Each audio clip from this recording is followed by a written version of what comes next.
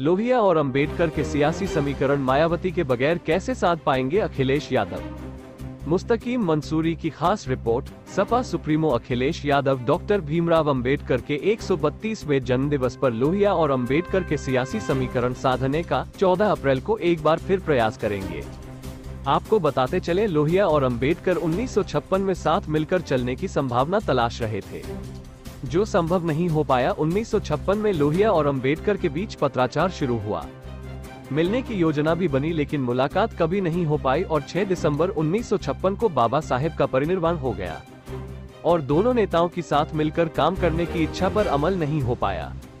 अगर उस समय लोहिया और अंबेडकर साथ आए होते तो देश की राजनीति पर क्या असर हुआ होता, इसका अंदाजा इस बात से लगाया जा सकता है कि लोहिया और अंबेडकर दोनों अपनी अपनी राजनीतिक ताकत की तुलना ज्यादा वैचारिक असर छोड़ने में कामयाब रहे। दोनों का असर उनकी मृत्यु के बाद गाढ़ा होता गया। दोनों ही भारत को आधुनिक राष्ट्र के तौर पर देखने के इच्छुक रहे। 37 साल बाद दोनों विचारधाराएं पहली बार 1993 में एक दूसरे के करीब आने के बाद लंबे समय तक साथ नहीं रह पाए और दूसरी बार करीब आने में 25 साल का समय गुजर गया। साल 2014 में दोनों विचारधाराओं वाली सपा बसपा को मिली करारी हार ने एक बार फिर एक साथ आने पर मजबूर कर दिया। यही कारण रहा कि साल 2019 में फिर लोहिया और अंबेडकर की विचारधारा वाली सपा बसपा को एक साथ आना पड़ा, परंतु राजनीतिक पारदर्शिता की कमी व अखिलेश की अनुभवहीनता के कारण लोहिया और अंबेडकर के विचारों का गठबंधन फिर टूट गया।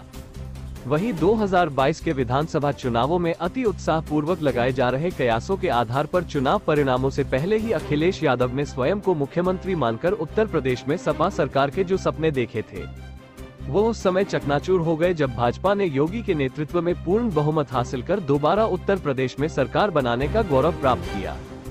शायद लगातार हार दर हार कीर्तिमान स्थापित करने वाले सपा सुप्रीमो अखिलेश यादव को इस बात का एहसास हो गया कि जब तक लोहिया और अंबेडकर के विचारों वाली पार्टियां एक साथ नहीं आएगी, तब तक सत्ता प्राप्ति सपा के लिए एक सपना साबित होगी।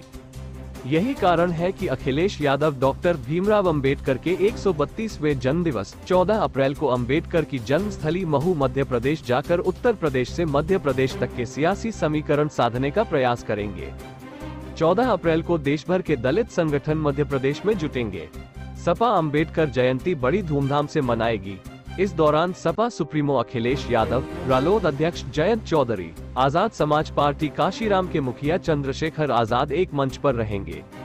अब सवाल यहाँ यह उठता है कि बसपा सुप्रीमो मायावती के बगैर अंबेडकरवादी क्या समाजवादियों के साथ खड़े होकर सामाजिक परिवर्तन के नायक मान्यवर काशीराम के सपनों को साकार करेंगे? ये प्रश्न विचारणीय है। आपको बताते चले कि अखिलेश यादव ने दलित वोटों को साधने के लिए विधानसभा चुनाव 2022 के दौरान 14 अप्रैल को दलित दिवाली मनाई थी। उसके बाद सपा सुप्रीमो अखिलेश यादव ने रायबरेली में बसपा संस्थापक काशीराम की प्रतिमा का अनावरण कर दलित मतदाताओं को साधने का दांव भी चला है। वहीं अब 14 अप्रैल को महू में होने वाली जनसभा में अखिलेश यादव के साथ जयंत चौधरी और चंद्रशेखर की मौजूदगी सियासी तौर पर अहम है।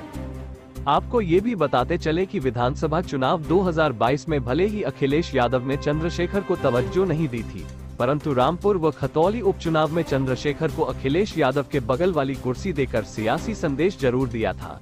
परंतु राजनीतिक पंडितों का मानना है कि लोहिया और अंबेडकर की विचारधारा और सामाजिक परिवर्तन के नायक मान्यवर काशीराम के सपनों को मायावती के बगैर पूरा नहीं किया जा सकता।